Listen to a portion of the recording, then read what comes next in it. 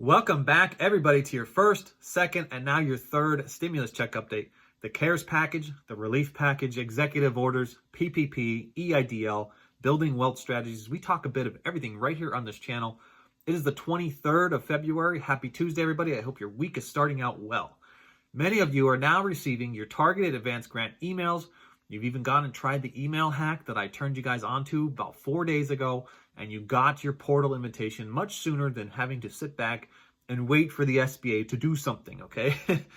We are going to dive into, on this episode, the gross receipts portion of the application process because many of you are questioning, how do I fill out those boxes that are inside that portal invitation?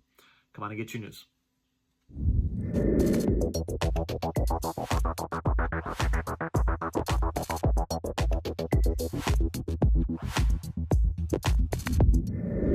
Welcome back, everybody. I am Edward Bilder. To all my loyal subscribers out there, welcome back for another video. And if you're joining us for the first time today, welcome. Remember to do your part, like, share, comment, and subscribe. It really helps us continue to bring you guys amazing giveaways. Smash that old like button if you think we're doing a great job.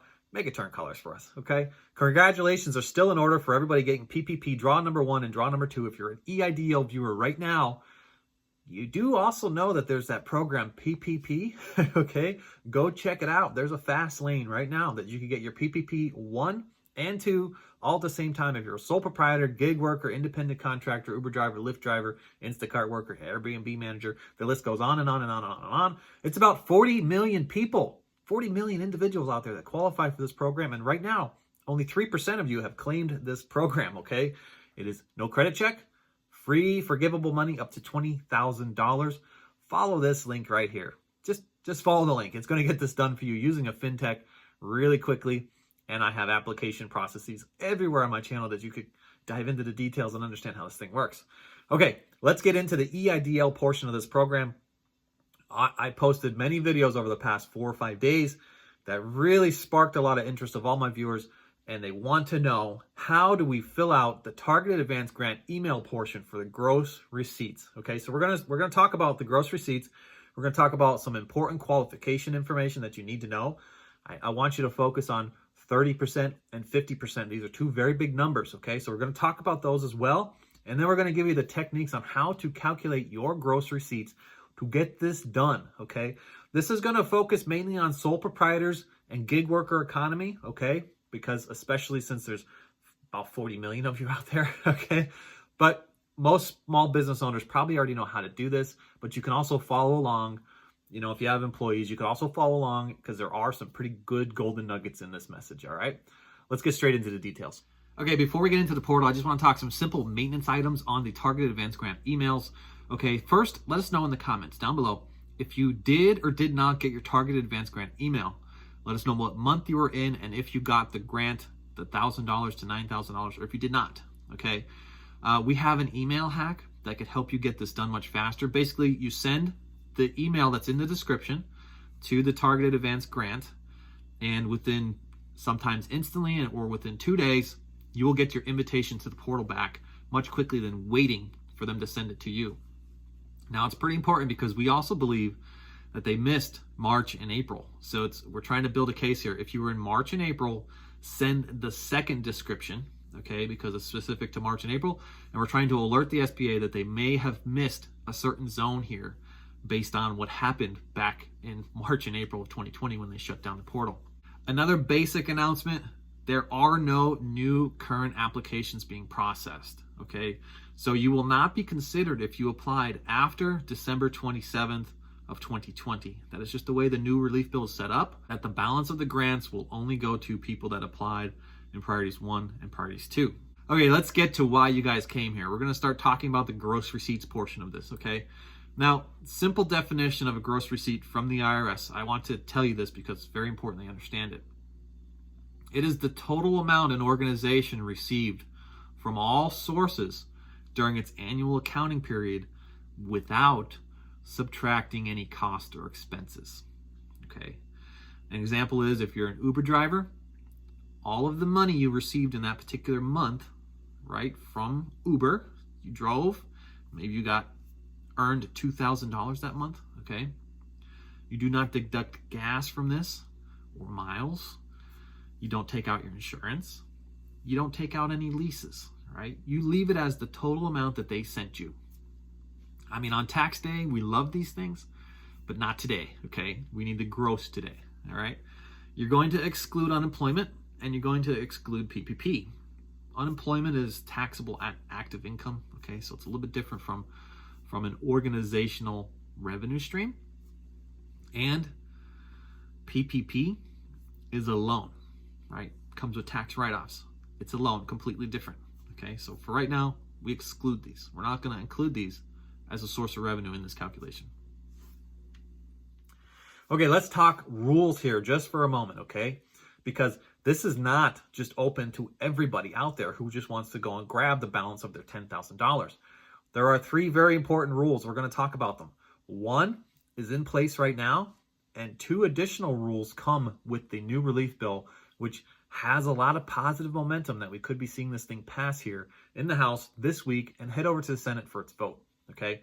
So the first rule, I'm just going to name the rules here for a moment. The first rule is 30% reduction in gross receipts, 300 or fewer employees, and an 80% or 20% of a low income inside your census tract. The next rule is 10 or fewer employees, 50% reduction in gross receipts, 80-20 as well for that low income percentages. And the last rule is 10 or fewer employees, 30% reduction in gross receipts, and again, that 80-20 rule. Now, the 80-20 rule carries pretty solid for all 3 of these. And the only one that's officially signed into law right now is the 30-300-80-20, okay? But I don't want to ignore the 50% or the new 30% on 10 or fewer employees, because there's some extra money sitting there, okay, that could come in the next relief bill, and I want you to make sure that you understand it, okay? So we're going to ignore the employee count right now. We're going to ignore the low income rule, because I want to talk to you very specifically about how to understand if you qualify, because you have to have a 30% reduction in gross receipts for the current law. And if you fall in this new category for a 50% reduction in gross receipts, you're going to qualify for extra money much sooner than the 30% qualifies for extra money. And you want to get it before it runs out. All right. So to do this, you need to understand that you have to have an 8-week slope reduction. It has to go down, right? Of either 30% or 50%. It's got to go this way, all right? I have this graph I'm going to put up here for in just a moment, and a little tool that's going to help you get this done so you know if you qualify before you even fill out the application, okay? So between March 2nd and December 27th of 2020, for 8 consecutive weeks, that's 8 weeks in a row, 2 months approximately, you have to have had a 30% dip downward of your gross receipts for the very first rule that is in play right now today, okay? So it's important to understand that, and I want you to see it on your charts right now so we know what you qualify for. All right, so inside the portal, this is what the current spreadsheet looks like. They want you to fill out all these boxes.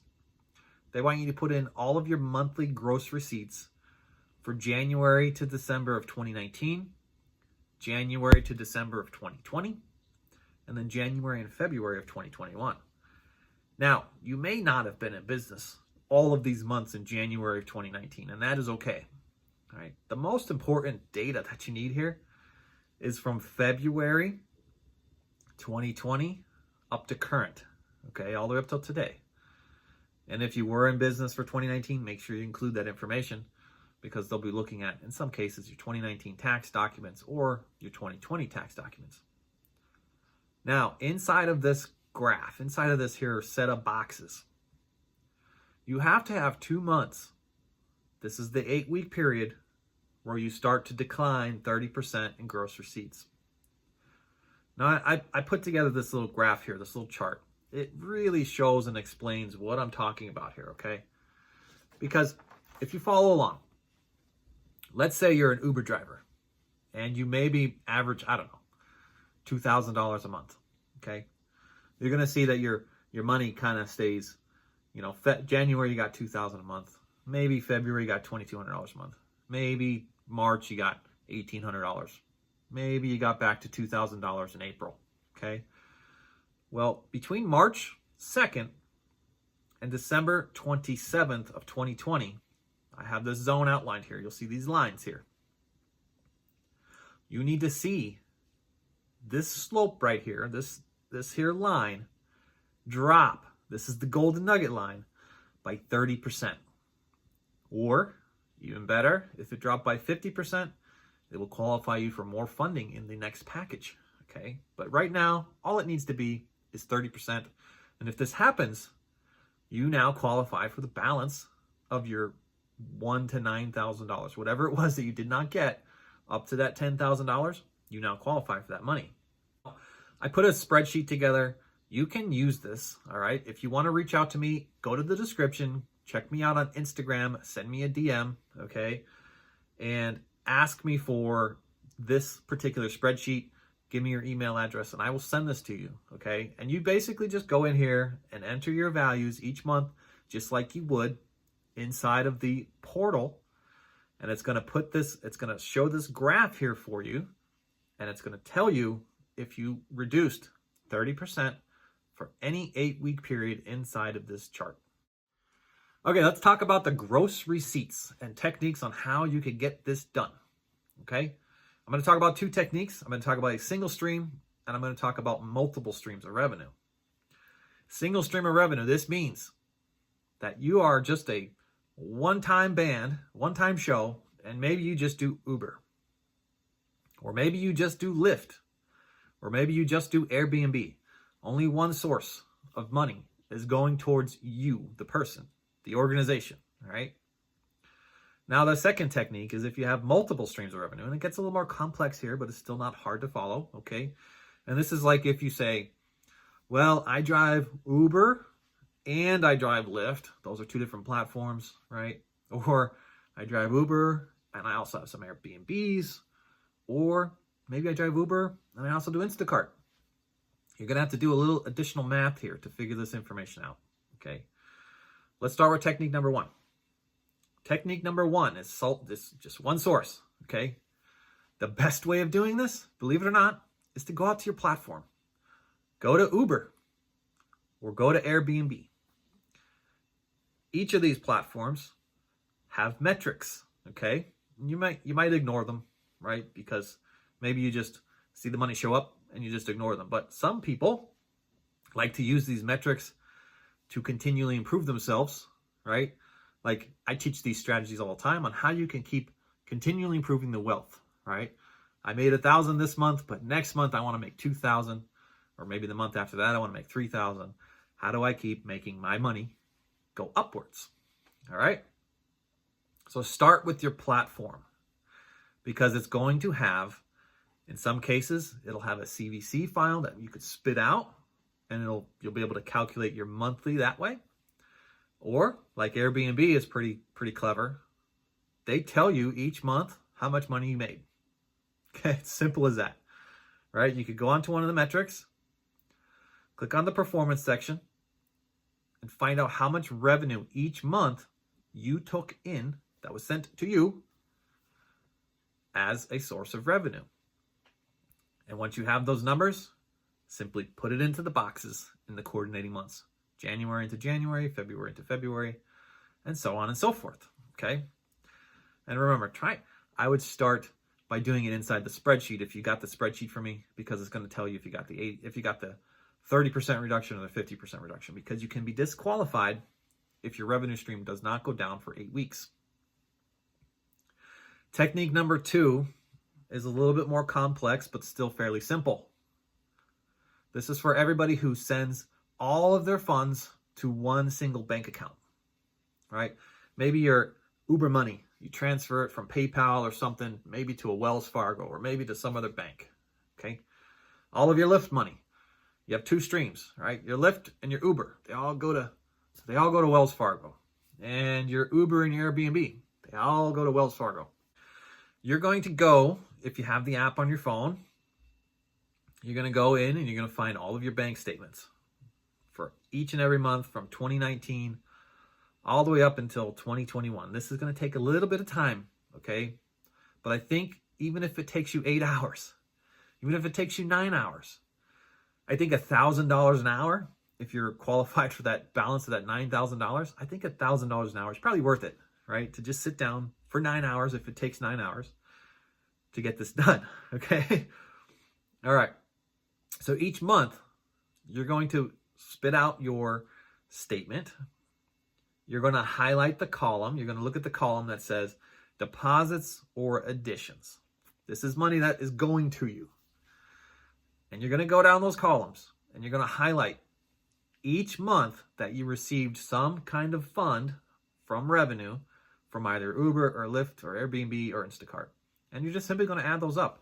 Keep January with January, keep February with February, keep March with March. I know some banks, carry over. Maybe they do the reporting on the 21st of January to the 21st of February. Move those dates so that they coincide with January's only, February's only, March only, so that you could keep the information consistent inside the application process for the portal. Simply add all of that up, and when you see that you have a 30% reduction or a 50% reduction, bingo, you qualify. Look, it's time to get our funds. It's time to get back to a state of normal. It's time to start investing again, okay? In the description, you could check out Webull or M1 Finance. Webull wants to give you 4 free stocks valued up to $3,000 after you deposit $100 into the platform. And M1 Finance wants to give you $30 after you deposit $100 into the platform. You can take the $130 and invest it any which way you like. The first time I did this with Webull, I got about $220 worth of free stocks. It was really cool. I did this in like 3 minutes, and my stocks were valued at $220 plus the $100 I had in there. I had like $320 to really start this process going. All right, it's pretty cool. Don't forget about my 10K giveaways. If this video right here hits 10,000 views, I'm picking one lucky subscriber who comments in this video to send a $100 stimulus check to. And when I hit my 10,000 subscriber, it's right around the corner. I feel it's coming any day now. When I hit my 10,000 subscriber, I am sending out another $500. I just did this about 2.5 weeks ago. Sent out $500 from all of my videos, all of my comments of all my subscribers. I picked one lucky comment and sent out $500. It was pretty cool. Tune in later today for PPP updates, new relief bill updates, and of course, we're going to cover the very specific child care credits. This is the reoccurring money, okay? Reoccurring money that you can see each month. We're going to talk about some nuances that are inside of that bill. Don't forget to do your part. Like, share, comment, and subscribe. Help the YouTube algorithm continue to bring you guys great videos and great giveaways. Smash that old like button if you think we did a great job. Check me out on Instagram by finding me in the description. I thank you all again, and I'll catch you all on the next one. Bye for now.